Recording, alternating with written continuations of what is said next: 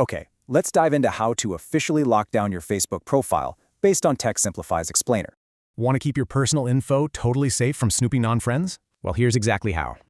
But hey, before hitting that lock button, you've got to tweak a few account settings first.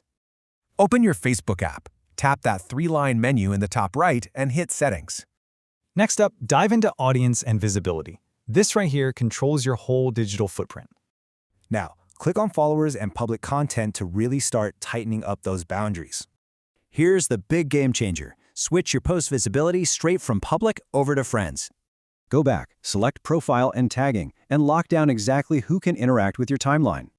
All right, with the prep work done, go back one last time and tap Profile Locking. Finally, the easiest step of all, just tap Lock Your Profile to instantly secure everything. You're officially locked. But hey, after this Tech Simplify guide, what other digital footprints are still exposed?